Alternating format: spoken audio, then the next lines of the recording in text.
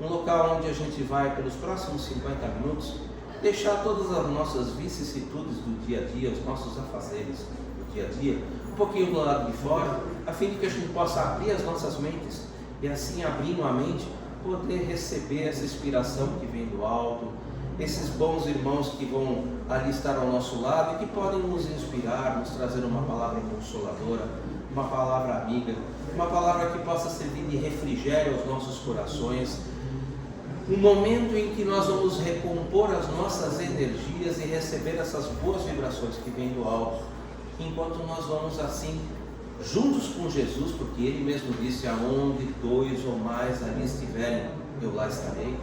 Ele certamente pode não estar aqui, mas certamente espíritos do mesmo quilate, ou com um quilate próximo ao dele, que são os seus ministros, certamente estarão conosco, e certamente todos mergulhados no hausto divino, no fluido cósmico universal do Criador, vão estabelecer conosco essa aliança, vão estabelecer conosco essa corrente de boas vibrações. Agradecidos então a toda a espiritualidade amiga, vamos dar por iniciados os nossos estudos da tarde de hoje, com a prece que o próprio Mestre Jesus nos ensina. Pai nosso que estais nos céus, santificado seja o vosso nome, venha a nós o vosso reino, seja feita a vossa vontade, assim na terra como nos céus. O pão nosso de cada dia nos dai hoje. Perdoe as nossas dívidas, assim como nós perdoamos os nossos devedores. E não nos introduzas na tentação, mas livra-nos de todo mal, que assim seja, graças a Deus, graças a Jesus. Eu vou pedir pelo menos um minutinho a mais para você, porque como fica gravado e a gente tem publicado na internet, é importante também a gente deixar na gravação. A partir de 11 de fevereiro agora a casa vai ter um NEP. Um NEP que eu estou vestindo a camisa, a gente já está vestindo a camisa, que é o NEP de Saulo a Paula. O que é o NEP? O NEP é, como está escrito aqui, um núcleo de estudos. Queria agradecer a todos, muito obrigado, e vou passar a palavra para Francesco. Desculpa ele tomar aí os seus 5 minutinhos. Fazendo propaganda dos nossos estudos, né? Bom, gente, boa tarde a todos. Nesse sábado de feriado, né? Como é sabido por todos já, nós sempre reservamos esses sábados para o estudo mais detido do Evangelho. Todo sábado nós estamos aqui estudando um capítulo do Evangelho segundo o Espiritismo. E hoje coube-nos a tarefa de fazer a introdução desse livro, do Evangelho segundo o Espiritismo, que surge em 1860, depois de 2 livros muito importantes, né? O primeiro deles, o Livro dos Espíritos, depois o Livro dos Médiuns, e em seguida vem o Evangelho segundo o Espiritismo. E nessa esteira de comunicação dos Espíritos, nos trazendo informações novas, nós podemos rever o seguinte, que esse movimento ele se inicia na primeira metade do século XVIII. E na passagem para o século XIX, começa já a surgir em diversos lugares do mundo esses movimentos dos espíritos tentando se comunicar com todo mundo. Então é algo inédito. Para a civilização ocidental, inédito. Mas para as outras civilizações anteriores, já era algo que vinha sendo feito há muito tempo, né? Não há nada de novo sob o sol, né? Como sempre disse aquele filósofo, né? Então, o que podemos ver é que, na medida em que cresce esse movimento de comunicação dos espíritos para com os encarnados, isso começa a se espalhar socialmente. Nos Estados Unidos surgem as Irmãs Fox, depois na Europa surgem diversas salas, né? Mas no século XVIII surge Mesmer, né? Anton Mesmer, trazendo alguma coisa sobre já o princípio da comunicação espiritual. E nós vemos diversos médiuns já surgindo, trazendo comunicações importantes, apresentando fenômenos de levitação, de materialização, e essas coisas chamam a atenção do povo em geral. nos salões em Paris, isso era a última moda. Ir para essas reuniões dos salões e participar dessas reuniões que eles chamavam de reuniões espíritas. Então, se via lá fenômenos de levitação, médiuns flutuando, mesas flutuando, uma série de eventos acontecendo e ninguém conseguia explicar aquilo. Surge Allan Kardec, que, ouvindo o comentário dos amigos, dizendo: olha, você precisava de ver isso, você que é uma pessoa que gosta de escrever livros, que gosta de estudar essas coisas, deveria ir lá e ver essas coisas. Aí ele falou: mas isso não me atrai, eu não vejo nada, eu sou um professor, eu trabalho com pedagogia, é uma outra questão. Ele falou: não, você tem que ir lá, você vai ver que tem coisas que são interessantes. E de tanto os amigos provocarem, ele acabou indo. Foi, viu os fenômenos, naquela época, os fenômenos se resumiam aos fenômenos da cesta flutuante, né? E do, como é que fala, do disco com as letras, e que era por batidas. Duas formas de comunicação: a cesta de bico e esses fenômenos da tábua com as letras. E os espíritos iam batendo, e com esse código de batidas eles iam transmitindo as letras das palavras que eles queriam transmitir. E aí os médiuns iam captando isso, os médiuns estavam sendo usados ali como meio de transmissão. Porque sem o médium presente numa sala, não tem comunicação. Porque o éter, ele faz parte de todo o espaço onde nós vivemos. Mas para que essa energia seja transmitida, precisa de médiuns que estejam em condições. E nesses salões haviam muitos médiuns. E ainda assim, a plateia para ajudar, porque a plateia constitui uma bateria de energia que vai ajudando a possibilitar essa transmissão. Então, Kardec vê aquilo acontecendo e fala: mas de onde sai isso, né? De onde surgiu isso? Como que isso acontece? Começou a pensar com a mente intuitiva dele, científica, né? Ele começou a analisar, falou: não, preciso saber como que isso acontece, de onde isso daí vem, se tem alguém provocando isso aqui, se é alguma coisa que é fabricada, se não é. E aí ele passou a estudar esse fenômeno. E na medida em que foi avançando nos seus estudos, ele foi se convencendo de que aquilo era uma coisa nova, que não era uma mistificação, que não havia ali ninguém fazendo nada de errado, porque vinham pessoas, fechavam as portas, não deixavam ninguém entrar, e começava a comunicação, e os espíritos falavam por psicofonia, outros transmitiam as batidas, as letras, e as mesas levitavam, as mesas levantavam, os médiuns colocavam as mãos sobre as mesas e elas flutuavam. Então, era preciso tirar qualquer dúvida com relação à mistificação. E aí foram convocados os cientistas da época. Eles vieram, alguns vieram, e começaram a estudar os fenômenos, um a um. E aí chegaram à seguinte conclusão: que aquilo era um fenômeno legítimo e que os espíritos existiam. E aí, nesse meio tempo, para complicar a vida de quem estava investigando, começaram a surgir as materializações, que eram os espíritos se materializando, mostrando como eles eram. Então, isso começou a colocar pulga na orelha dos cientistas. Como é que pode acontecer um negócio desse? Começaram e existiam ainda os levitadores, os médiuns levitadores, que flutuavam na sala, saíam pela janela, voltavam pela porta.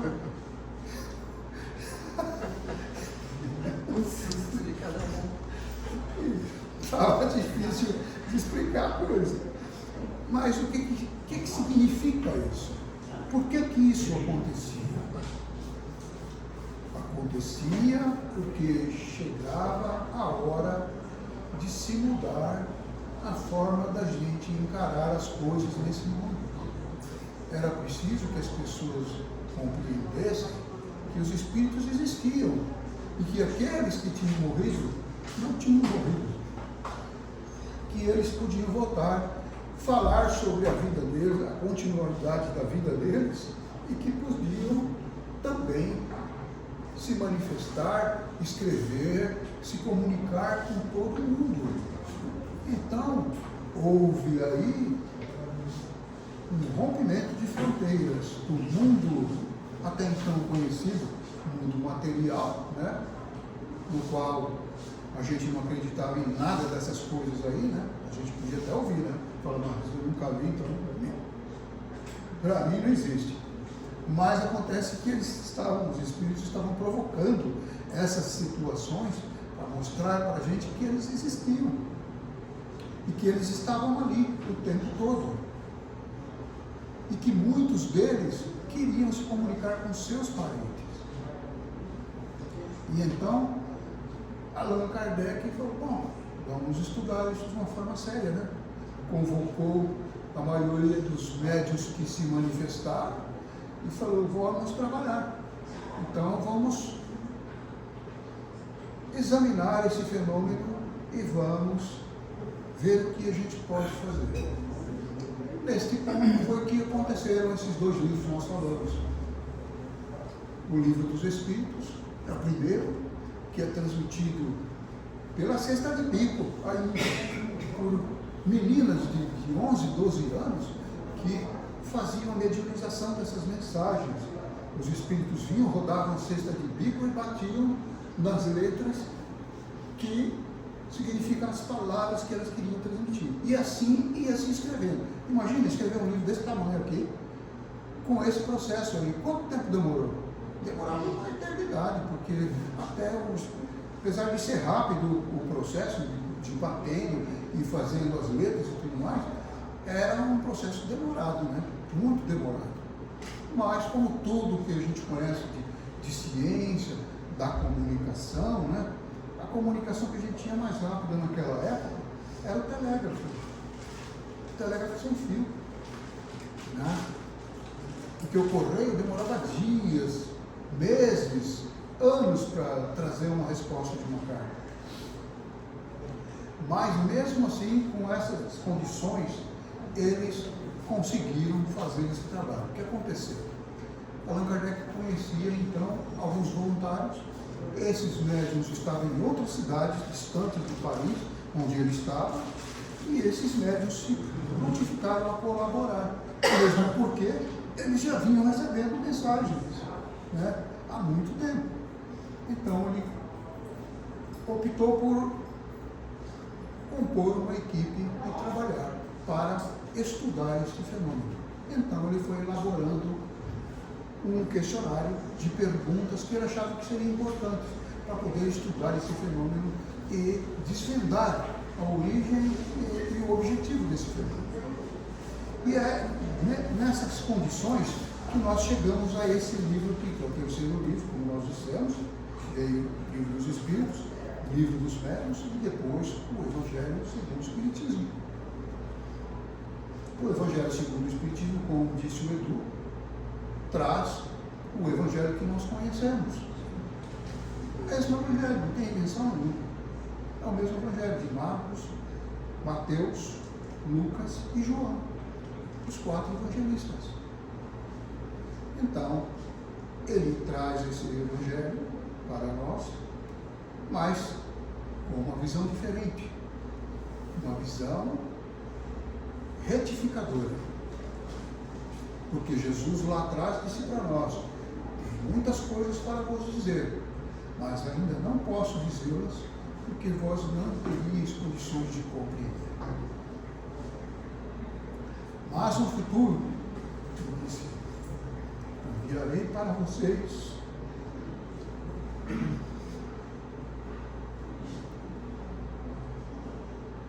Consolador. E este Consolador virá trazer para vocês uma nova forma de interpretar o que eu estou dizendo. porque neste momento vocês ainda não conseguem ainda entender tudo que eu estou dizendo. Tudo que ele disse ainda não podia ser compreendido. E o Consolador veio. E o Consolador colocado para nós o Consolador colocado para nós é o Espiritismo. Na esteira do Espiritismo vem o Consolador, que é o Evangelho. O mesmo Evangelho que ele revelou para nós. Deixa eu beber uma água aqui. O mesmo Consolador que ele revelou para nós naquela época. A mensagem que ele deu para nós há 2000 anos atrás e que chega para nós agora, no século XIX, de uma forma diferente e comentada pelos Espíritos. Mas quem são esses Espíritos? São Espíritos conhecidos da gente, que viveram entre nós. Não existe nenhum segredo nisso. Porque quando nós desencarnamos, nós continuamos sendo nós. Não mudamos em nada. Tudo que nós, na condição em que nós desencarnamos, nós continuamos do outro lado. Continuamos sendo o mesmo Espírito que desencarnou aqui. Com todo o conhecimento. E refletindo ainda a mesma capacidade de pensamento e as mesmas ações ainda. Não somos santos, não estamos santificados, não somos nada diferente. Nós somos espíritos desencarnados, uma condição diferente da nossa, que estamos num corpo, podemos fazer muitas coisas aqui no plano material que eles não conseguem fazer mais lá no plano espiritual. Eles não têm um corpo para fazer isso. Então eles estão numa condição limitada.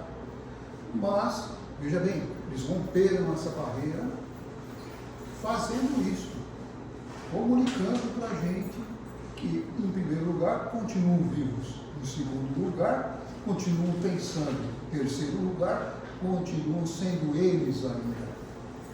E a minha mãe, a sua mãe, o seu irmão, aquele que desencarnou, que você conheceu, continua sendo o mesmo, que não mudou nada, que ele continua da mesma maneira, com as mesmas lembranças.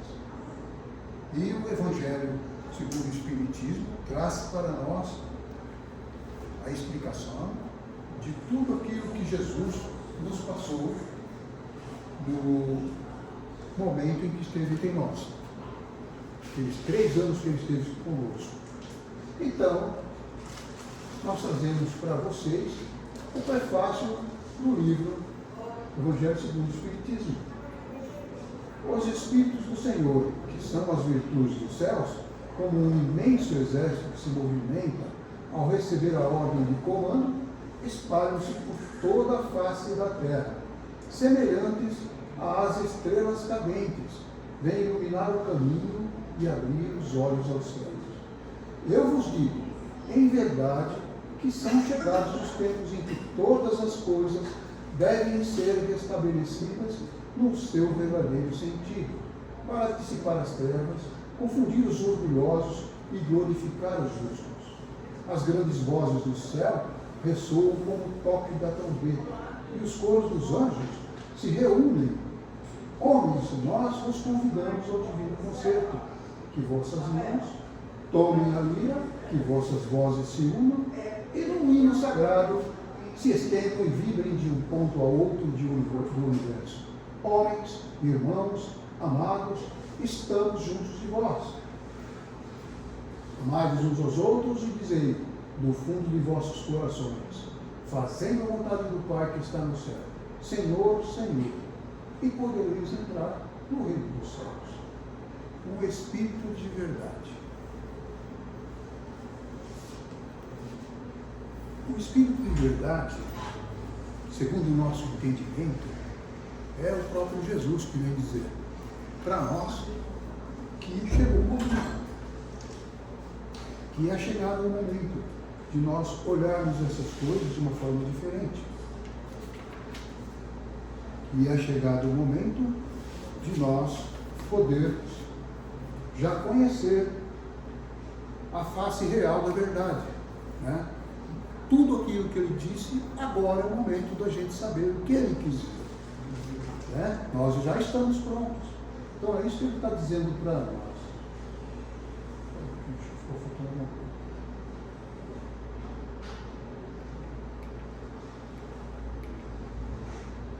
Vamos falar em primeiro lugar, essa mensagem importantíssima que o Evangelho, como não poderia deixar de ser, o Evangelho no lar. Quem aqui faz o Evangelho no lar? Então, o Evangelho no lar é uma das coisas mais importantes que nós podemos fazer em nossas casas. Não é um culto espírita, não é uma sessão espírita, é estudo. É um momento de reflexão, de estudo, onde nós trazemos para nossas casas as boas revelações do plano espiritual. É onde nós preparamos o nosso ambiente doméstico e trazemos para ele a paz e a harmonia necessária para a continuidade de nossas vidas. Então, ali está a recomendação para aqueles que ainda não fizeram. Disse Jesus, porque onde estiverem 2 ou 3 reunidos em meu nome, ali estarei no meio deles. Mateus 18, 20. Sugestões para realizar o Evangelho no lar. Definam de horário fixo da semana, de sua conveniência, para não ser interrompido. Coloque, se preferir, uma jarra com água para ser fluidificada durante o estudo e a prece. E ao fim da reunião, será oferecido aos presentes. Ao iniciar o estudo, faça uma prece, rogando o amparo dos amigos espirituais. Realize a leitura de um trecho de O Evangelho segundo o Espiritismo, mantendo na ordem sequencial dos capítulos, evitando assim abrir no mesmo capítulo sucessivas vezes. Comente com os integrantes do estudo o assunto lido, evidenciando o ensino moral, e ao término da explanação, peça a Deus, a Jesus e aos Espíritos de luz em favor da harmonia do lar e dos familiares presentes e desencarnados. Neste momento, mentalize a paz entre os povos, governantes e aqueles que sofrem do corpo e da alma. Ao encerrar, profira uma prece, agradecendo a proteção dos amigos espirituais. Observações. A prática do Evangelho no lar não é uma reunião mediúnica. Os médiuns que desejem trabalhar nas reuniões mediúnicas especializadas nesse assunto devem dirigir-se às casas espíritas.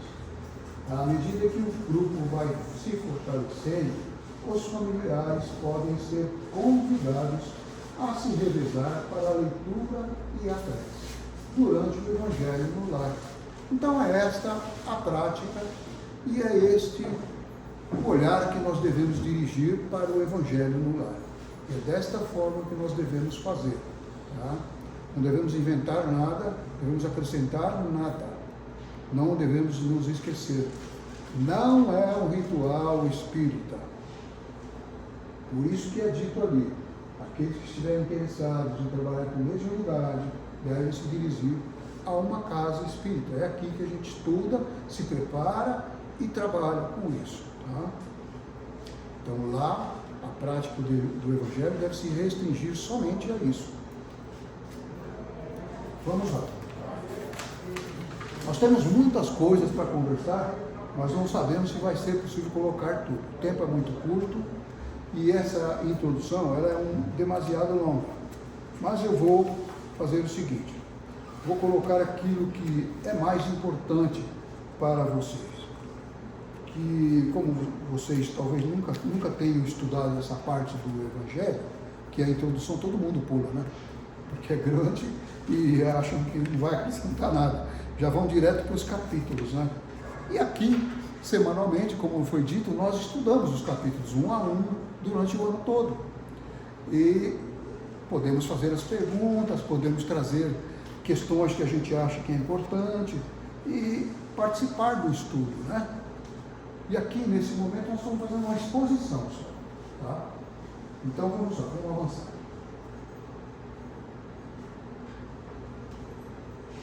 Estou passando pelo Espírito da Verdade. O objetivo. Qual é o objetivo dessa obra? Podemos dividir os assuntos contidos nos Evangelhos em 5 partes. Os atos comuns da vida do Cristo, os milagres, as predições, as palavras que serviram de consolidação aos dogmas da Igreja para fundamento de seus dogmas e o ensino moral. Certo?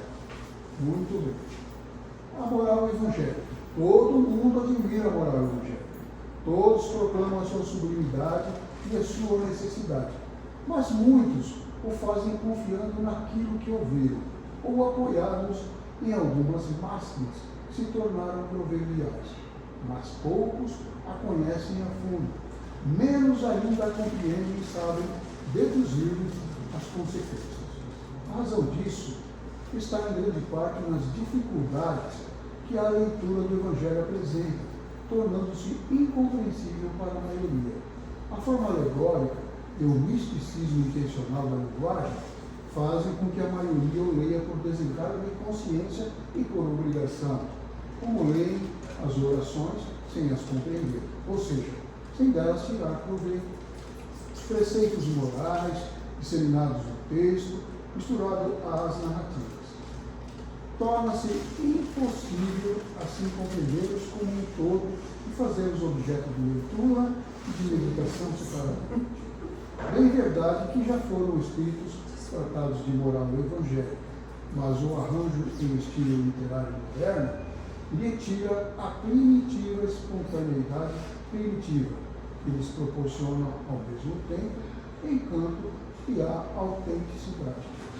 Ocorre o mesmo com as máximas soltas, reduzidas à sua mais simples expressão proverbial, não são mais do que aforismos que perdem uma parte do seu valor e do seu interesse pela falta de complementos e das circunstâncias em que foram transmitidas. Então a gente vê que, na realidade, a gente acaba perdendo muita coisa da moral evangélica porque a gente não consegue compreender, porque não estão trocadas em miúdos para que a gente possa compreender, levando-se em conta que os evangelhos foram traduzidos inúmeras e inúmeras vezes, e muitas coisas se perderam, outras também não foram traduzidas corretamente, então isso se perdeu através do tempo. Muitas coisas a gente lê até hoje ainda e a gente não consegue entender o sentido da colocação de Jesus. Mas, quando a gente estuda a região e os costumes, aí a gente consegue pegar o sentido daquilo que ele queria nos trazer.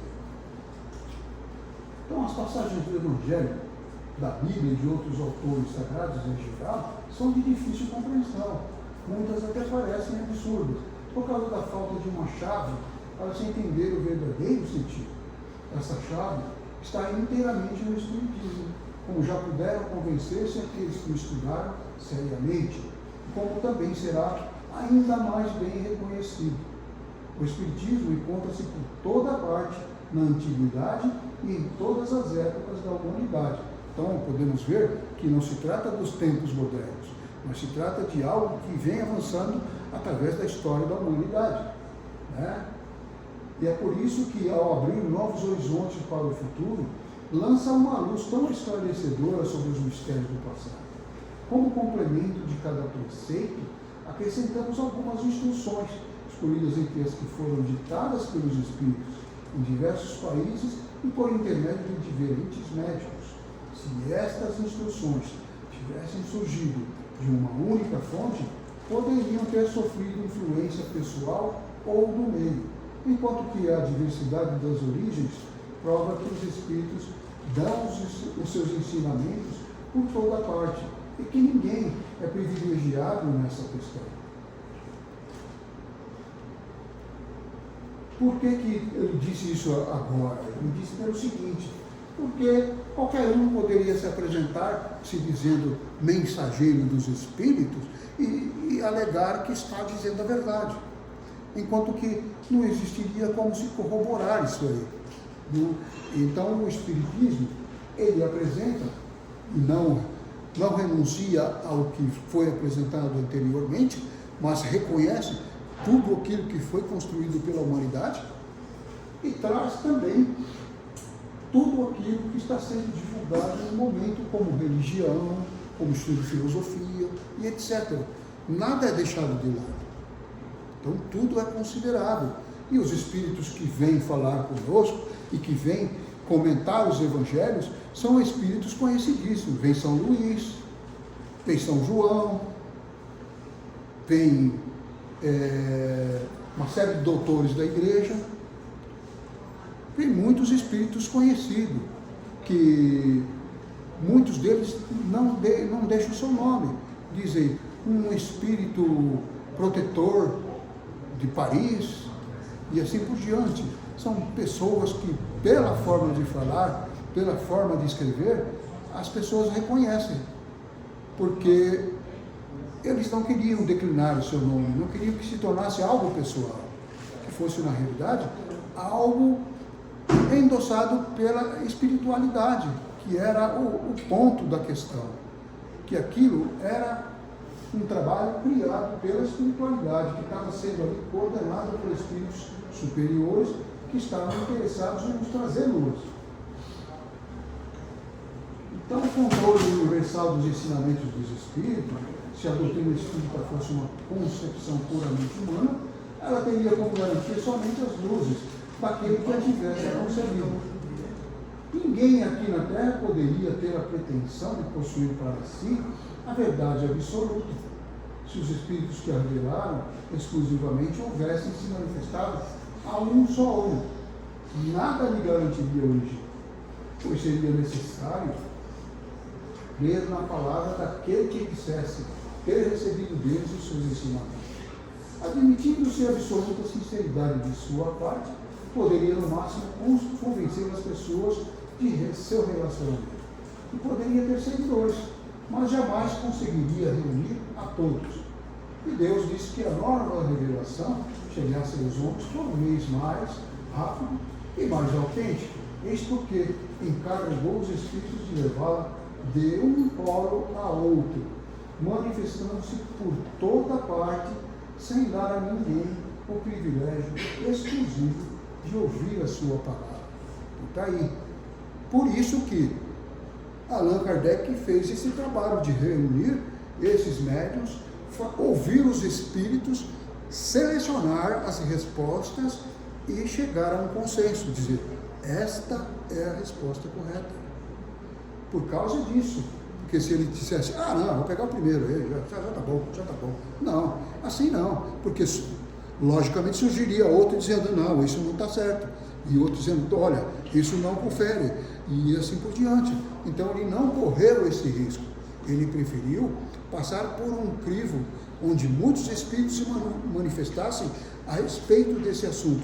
E tem mais uma coisa, ele não conhecia os médiuns que estavam trabalhando com ele.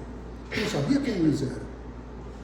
Eles estavam participando como voluntários e estavam apenas servindo de canais. Eles colocavam a resposta, colocavam a pergunta, recebiam a resposta e escreviam essas respostas e mandavam para Allan Kardec. Ele que se virasse lá. Então, um médium não sabia o que o outro havia transmitido, o outro lá não sabia também, o outro lá também não sabia. Mas assim eles iam construindo os tijolos dessa obra. E foi assim que eles conseguiram chegar a esse ponto. Se faltarem homens que a propaguem, ou seja, a doutrina, haverá sempre os espíritos que atingem a todos e aos quais ninguém pode atingir. São os próprios espíritos, na verdade, que fazem a propagação, agora nós vamos ver, com a ajuda de inumeráveis médiuns, que eles despertam por toda parte.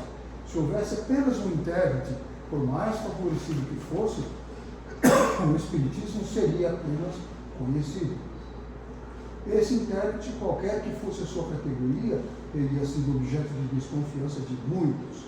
Nenhuma nação aceitaria, enquanto os espíritos, comunicando-se em todos os lugares, a todos os povos, a todas as seitas e a todos os grupos, são aceitos por todos. O espiritismo não tem nacionalidade. Independe dos cultos particulares, não é imposto por nenhuma classe social, pois todos podem receber as instruções de seus parentes e amigos de leitura. É necessário que assim seja para que ele possa conclamar todos os homens à fraternidade, pois se não se colocasse sobre um terreno neutro, teria mantido as dissensões ao invés de apaziguá-las. A Universidade dos Ensinamentos dos Espíritos está à força do Espiritismo, e também a causa de sua tão rápida propagação. Os Espíritos e a verdade. Sabe-se que os Espíritos, pela diferença que há em seus conhecimentos, estão longe de estar individualmente de posse de toda a verdade. E isso nós vemos em todos os livros do Espiritismo, 5 livros de Kardec. Vocês vão ver isso sempre sendo repetido, para não acreditar em tudo que vocês leem e ouvem, mas estudarem o assunto detidamente e tirarem suas próprias conclusões. Tá?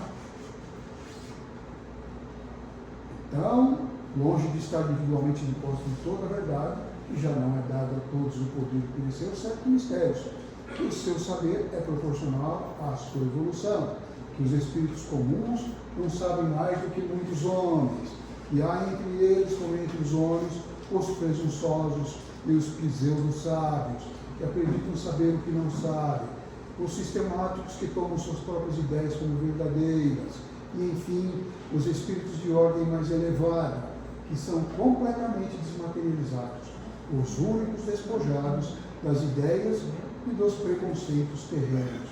Mas também sabemos que os espíritos enganadores não têm escrúpulos para suportar sob nomes falsos, a fim de fazerem que suas utopias sejam tiradas como verdades, quando na realidade são apenas uma forma de engodo. Um instante.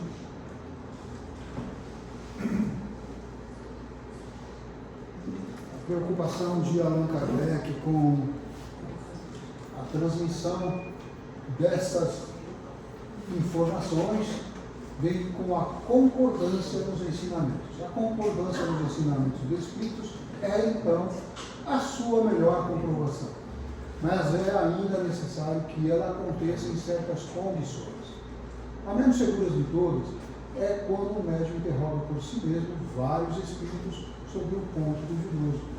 É evidente que se ele estiver sob o domínio de uma obsessão ou se relaciona com um espírito mistificador, este espírito pode dizer a mesma coisa sob nomes diferentes. Não há também nenhuma garantia suficiente na concordância que se possa obter pelos médicos de um mesmo centro, pois podem sofrer a mesma influência. A única garantia segura do ensino dos espíritos está na concordância que existe entre as revelações feitas espontaneamente através de um grande número de médiuns, estranhos uns aos outros e em diferentes lugares. Entenda-se que não se trata aqui de comunicações relativas a interesses secundários, mas das que se relacionam com os princípios da doutrina. A experiência prova que quando um novo princípio deve ser transmitido, ele é ensinado espontaneamente em diferentes pontos ao mesmo tempo e de uma maneira idêntica, senão pela forma, ao menos pelo conteúdo. Então vocês veem que há um cuidado muito grande em relação ao ensinamento e aos espíritos, nessa concordância, em se comporem numa equipe e trabalharem em diversos lugares ao mesmo tempo, trazendo as informações para que não haja nenhuma dúvida. E no meio do trigo sempre está o joio. Então, isso já é feito propositalmente.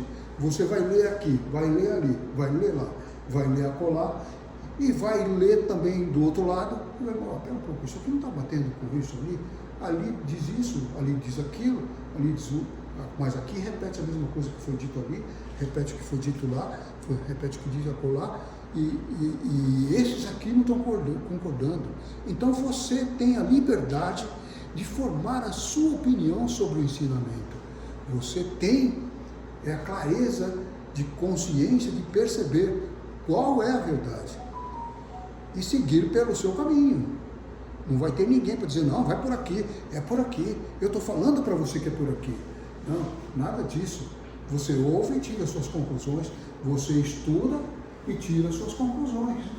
E é assim, esse controle universal é uma garantia para a unidade futura do Espiritismo e anulará todas as teorias contraditórias. E é assim que temos nós trabalhado através dos anos, através desses 2 séculos, né? Que já estamos no século XXI, começou no século XIX, que determinou o sucesso da doutrina formulada no Livro dos Espíritos, no Livro dos Médiuns, que foi o que todos puderam receber diretamente dos Espíritos, a confirmação do que eles afirmaram. E se por toda parte os Espíritos os contradissessem, esses livros teriam há muito tempo sofrido a sorte de todas as concepções fantásticas. Nem o apoio da imprensa os teria salvo do naufrágio. Embora, mesmo privados desse apoio, não deixaram de fazer rapidamente o seu caminho, pois tiveram dos Espíritos, cuja boa vontade compensou com vantagem a má vontade dos homens. E assim será com todas as ideias emanadas dos Espíritos ou dos homens, que puderem suportar a prova desse controle, cujo poder ninguém pode contestar. Imaginemos então que alguns Espíritos queiram ditar sobre um título qualquer algum livro com sentido contrário. Suponhamos mesmo que, com uma intenção hostil e com a finalidade de desacreditar a doutrina, a malevolência suscitasse comunicações apócrifas. Comunicações apócrifas são aquelas que não têm credibilidade, tá? Que se tornaram joio porque não concordaram com o trigo. Então existe muito disso. Muitas publicações apócrifas que dizem, olha, existe o evangelho de fulano, de Beltrano, de Cicrano, tá? Aqui está dizendo que não é nada daquilo que está dizendo lá. Então, muitas coisas precisam ser estudadas, tá? Estudada à luz da comparação sempre, gente. Não podemos acreditar de chofre naquilo que a gente está lendo. Vamos pesquisar, vamos comparar as coisas para ter a certeza. Os espíritos superiores procedem em suas revelações com extrema prudência. Somente expõem as grandes questões da doutrina gradualmente, à medida que a inteligência está apta a compreender as verdades de uma ordem mais elevada. E isso nos lembra a forma de ensinamento de Jesus, que fazia exatamente isso daí. Ele ensinava para nós as coisas de forma gota a gota. Ele dava para nós os ensinamentos para que a gente pudesse ter condições de assimilar o que estava sendo dito. E mesmo assim, nós ainda não conseguimos entender tudo. Mas é por isso que existe essa cautela. A verdade, ela precisa ser repetida muitas vezes para poder ter credibilidade e ter também condições das pessoas entenderem e assimilarem. Seria então inútil querer antecipar o tempo assinalado para cada coisa pela providência, pois os espíritos verdadeiramente sérios se recusam positivamente a ajudar. Porém, os espíritos levianos pouco se preocupam com a verdade, a tudo respondendo. E é por isso que a gente toma muito cuidado com relação a essas coisas, tá?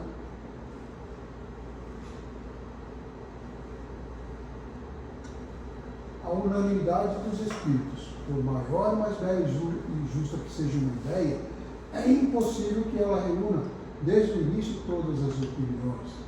E é útil que assim aconteça para que as falsas ideias sejam prontamente desgastadas. Os espíritas que revelam os temores devem ficar tranquilos. Não será pela opinião de um homem que se produzirá a união, mas pela unanimidade da voz dos espíritos. Não será um homem, nem muito menos nós, que qualquer outro, que fundará a ortodoxia espírita. Tampouco será um espírito vindo impor-se a quem quer que seja. É a universalidade dos espíritos comunicando-se sobre a terra por ordem de Deus. Esse é o caráter essencial da doutrina espírita. E aí está a sua força e a sua autoridade. Deus quis que a sua lei fosse assentada sobre uma base inabalável, e foi por isso que não a fez repousar sobre a cabeça frágil de um só.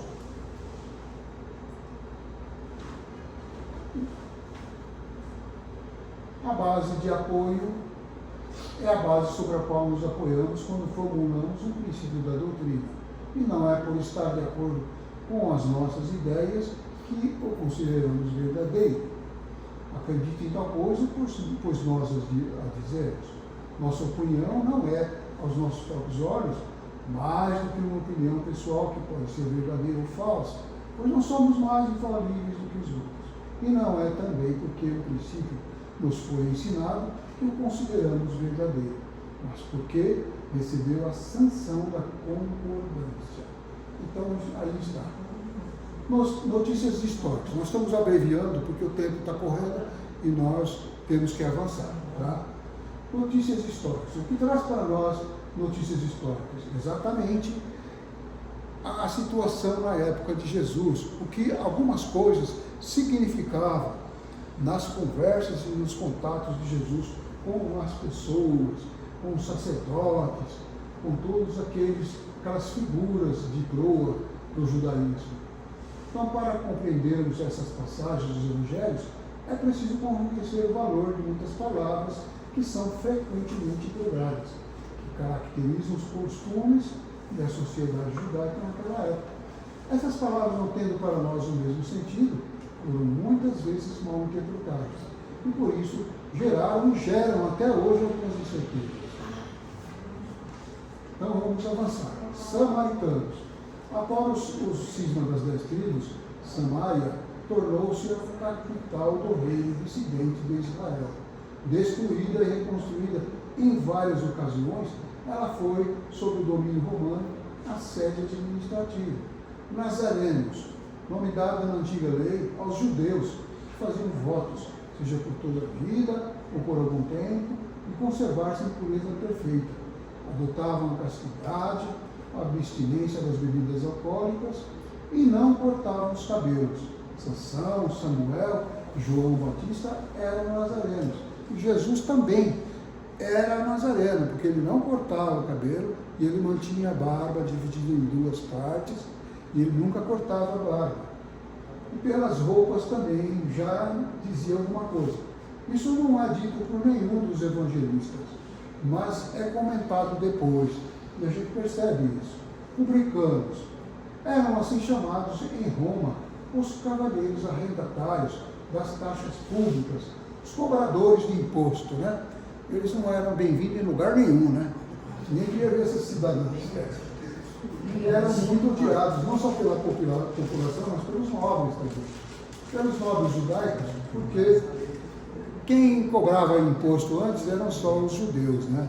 Depois, com a invasão dos romanos e com o governo dos romanos, eles tinham que pagar tributo. Então todo mundo tinha que dar. Lembra da passagem de Jesus? Ele diz: dai a César o que é de César, exatamente por essa razão, porque o tributo ele era obrigatório a todos mesmo. Então, aquele que devia alguma coisa tinha que ir lá no templo e depositar a sua moedinha lá e pagar o seu imposto. Tinha um determinado momento no ano onde todos tinham que pagar o imposto. Tinham que ir para uma cidade, se eu não me engano, acho que era Cafarnaum, que arrecadava os impostos da comunidade. Para bem compreendermos certas passagens, já foi, né? Estou voltando? Nossa. Então, avancemos. Fariseus, do hebraico farush, divisão e separação, a tradição formava uma parte importante da teologia judaica. Consistia nas coletâneas das interpretações sucessivas dadas aos trechos das Escrituras, que se haviam transformado em artigos de dogma. Por isso que Jesus brigava com eles, porque eles mantinham a interpretação rígida, desde a época de Moisés, e eles não queriam que se mudasse nenhuma vírgula da lei. Daí a dissensão. Escribas, nome dado a princípio aos secretários dos reis de Judá e a alguns intendentes dos exércitos judeus. Mais tarde, essa designação foi aplicada especialmente aos doutores, que ensinavam a lei de Moisés e a interpretavam ao povo. Sinagoga, do grego sinagogue, né? Assembleia, congregação. Havia na Judéia apenas um templo, o de Salomão, situado em Jerusalém, onde se celebravam as grandes cerimônias do culto. Para lá iam todos os anos os judeus em peregrinação para as festas principais, como as da Páscoa, da dedicação e as dos tabernáculos. Saduceus, seita judia que se formou por volta do ano 248 a.C., assim chamada em virtude do nome do seu fundador Sadoc. Os saduceus não acreditavam na imortalidade da alma e nem na ressurreição luzes, ou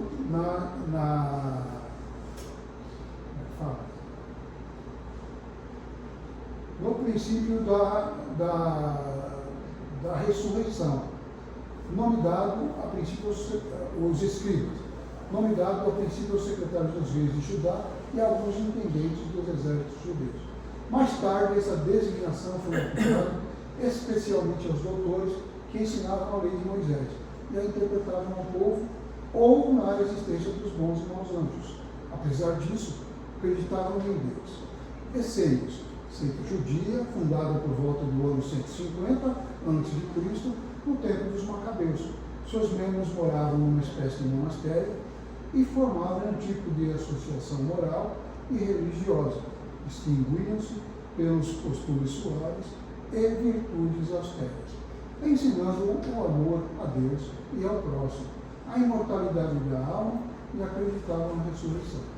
Os essênios, não sei se vocês já ouviram falar dos manuscritos do Mar Morto. São manuscritos que eles utilizaram para estudos da comunidade deles. Eram manuscritos acondicionados em potes de barro, né, que eles guardaram e selaram com breu, né, para que não se estragassem. E até foi importante que descobrissem isso, porque descobriram que os evangelhos que nós usamos até hoje são exatamente iguais aos que eles usavam naquela época. Não tinha diferença nenhuma. Tudo igual. Porque quando se descobriu isso aí, nossa, houve uma correria na comunidade de arqueologia, e principalmente nas religiosas, porque podiam alterar alguma coisa, podiam fazer alguma coisa, e deram com os burros na água, porque tudo que estava lá, tudo comprovado, exatamente igual. Então, terapeutas, que o último do grego terapeuta, né? Servir, tratar, quer dizer, servidores de Deus ou curadores, sectários judeus contemporâneos do Cristo, estabelecidos principalmente em Alexandria, no Egito. Tinham intensas relações com os essênios, dos quais professavam os princípios. E é por isso que sustentam até hoje que Jesus era um essênio, sabe? Porque muito do comportamento dele era muito parecido com o comportamento dos essênios, sabe? A doutrina de Sócrates e Platão. A doutrina de Sócrates, por que nós vamos comentar? Por que ela é comentada aqui? Ela tem mais de 18 itens. Eu não vou passar todos, vou passar só 5 deles, para que vocês vejam que a doutrina de Sócrates, 300 anos antes de Cristo, refletia exatamente o que Cristo ia ensinar 300 anos depois. Exatamente a mesma coisa, que já vinha sendo informado e ensinado milhares de anos antes. Então vemos lá, o homem é uma ave encarnada.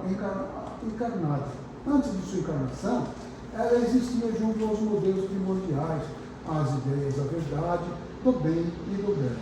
Separou-se deles ao encarnar e, lembrando-se do seu passado, sente-se mais ou menos atormentada pelo desejo de a eles voltar. Está exatamente igual o conceito espírita de hoje. Nada mudou. Nós vemos ali então, a alma perturba-se e confunde-se quando se serve do corpo para considerar algum objeto. Ela tem vertigens como se estivesse ébria, pois se prende às coisas que são, por sua natureza, sujeitas a transformações, ao passo que, ao contemplar a sua própria essência, ela se volta para o que é puro, eterno e imortal, e sendo da mesma natureza, permanece nessa contemplação tanto tempo quanto possível. Cessam então as suas perturbações, pois ela está unida ao que é imutável, e a esse estado de alma é que chamamos sabedoria. Reflete exatamente o nosso ensinamento com relação à doutrina espírita. Enquanto tivermos o nosso corpo e a nossa alma, e a nossa alma encontrar-se mergulhada nessa corrupção, jamais possuiremos o objeto de nossos desejos, a verdade. De fato, o corpo nos oferece 1000 obstáculos pela necessidade que temos de cuidar dele. Além disso, ele nos enche de desejos, de vontades, de crenças, de 1000 quimeras e 1000 tolices, de maneira que com ele é impossível sermos sábios por um instante. Mas se nada se pode aprender puramente enquanto a alma está unida ao corpo, conclui-se de 2 coisas. Uma, ou que jamais se conheça a verdade, ou que se conheça após a morte. Libertados da loucura do corpo, então conversaremos. É de se esperar com homens igualmente livres e descobriremos por nós mesmos a essência das coisas. É por isso que os verdadeiros filósofos se preparam por morrer, e a morte não lhes parece de maneira alguma temível. Está lá no Céu e no Inferno, primeira parte, capítulo 2, segunda parte, capítulo 1, que é o 6º livro, não, é o 6º livro, 6º livro, é. Não, é o 4º livro, né? O Céu e o Inferno? Não, é o 4º. Não, é o 4º livro. O 4º livro do Pentateuco, é o 4º livro. Então, nós vemos que tudo isso, sumiu o resto do nosso trabalho.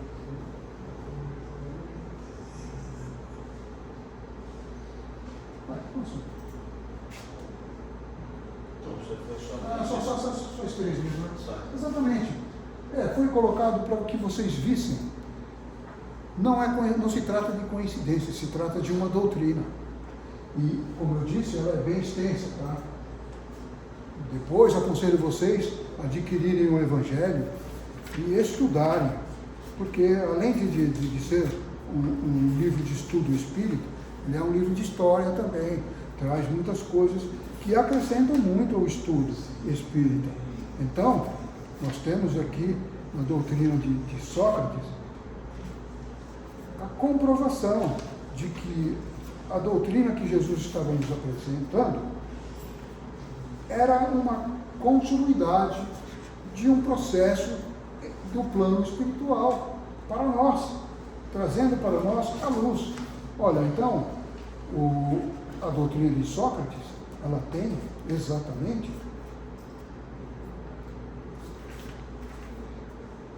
21 artigos. 21 artigos.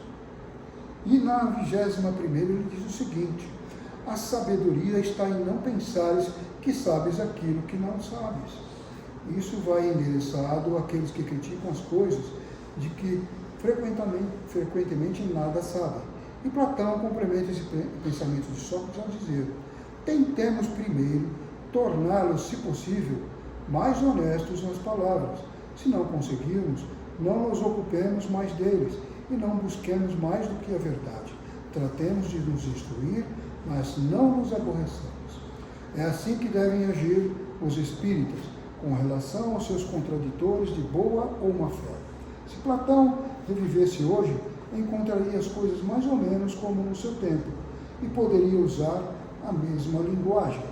Sócrates também encontraria quem o zombasse de sua crença nos espíritos e o tratasse de louco, assim como ao seu discípulo Platão. Por haver professado nesses princípios, Sócrates foi primeiro ridicularizado, depois acusado de impiedade e condenado a beber a sepultura. Tanto é certo que as grandes verdades novas, levantando contra elas os interesses e os preconceitos que ferem, não podem ser estabelecidas sem lutas e sem mártires. E isso se reflete dentro do cristianismo. Então, era isso que eu queria trazer para vocês hoje. Uma introdução ao Evangelho. E por que ela é tão importante? Porque ela vai nos esclarecendo a razão de muitas coisas que a gente vai aprendendo durante o ano, quando a gente vai estudando todos esses capítulos do Evangelho. E nós vamos vendo os Espíritos falando, olha, mas isto não pode ser assim. E, inclusive, existe até um capítulo que é intitulado O Homem de Bem, que é o manual do homem de bem. O que é que você precisa para ser uma boa pessoa nesse plano de encarnação. E o Evangelho ele é completo, é praticamente uma obra completa para que nós possamos nos melhorar como pessoas. Trabalha não só nosso aspecto físico, mas também e profundamente o nosso aspecto espiritual. É um trabalho de décadas, às vezes até de milhares de vidas, porque o ser humano ele aprende pelo erro e acerto. Então, nós, enquanto não chegarmos no ponto em que não é mais necessário voltar para cá e encarnarmos, teremos que continuar exercitando o nosso aprendizado de forma paulatina, pouco a pouco, como Jesus nos ensinou. Ele sabia que nós não iríamos conseguir entender tudo o que ele estava dizendo, mas ele insistiu e disse, olha, no futuro vou mandar para vocês um Consolador, que vai explicar tudo para vocês. E veio, está aí, e tem mais uma coisa, todos os sábados à tarde nós estamos aqui estudando o Consolador. A partir das 17 horas, nós estamos em rede aqui, pela internet e ao vivo aqui em cima. Só subir os degraus lá em cima, na sala, vocês estão convidados a participar, porque é uma extensão dos estudos que nós fazemos aqui no salão. Tudo que nós estudamos aqui, abordamos aqui, lá nós destrinchamos. E todo mundo pode falar o que quiser, gente. Aqui é um local de estudo. Ninguém está aqui para ser categórico em nada. Todos nós estamos aprendendo. E às vezes nós aprendemos com aquele que menos sabe. Quando alguém coloca alguma coisinha lá e fala, gente, presta atenção. Tem razão. A pessoa tem razão. Ela está refletindo de dentro do espírito dela alguma coisa que ela já aprendeu em outra vida. Porque nem tudo que a gente fala aqui, nós aprendemos aqui, nessa encarnação. Nós aprendemos em outras. Nós já vivemos milhares de encarnações, tivemos milhares de oportunidades para nos tornarmos perfeitos. Só que o ser humano, ele aprende aos poucos. É uma existência muito curta para o plano espiritual. O plano espiritual trabalha com uma planilha diferente da nossa. A nossa planilha fala em horas, dias e anos, séculos e anos. Trabalham em milhares de anos, milhares de séculos. É como se nós saíssemos para o espaço sideral. Lá nós falamos uma outra linguagem, anos-luz. Quanto vale um ano-luz? 1 milhão de anos. Então, nós temos uma convenção de tempo que se estende apenas ao período em que nós passamos por aqui, uma existência, né? É uma coisa muito restrita, muito pequena, e um período no qual a gente tem a oportunidade de ouro, de vir e aprender muitas coisas, e a cada encarnação saímos daqui melhor do que entramos. Esse é o propósito, e esse é o propósito da Casa Espírita também, fazer com que vocês melhorem, trazer para vocês o melhor. Gente, agradeço. Uma boa tarde para todos.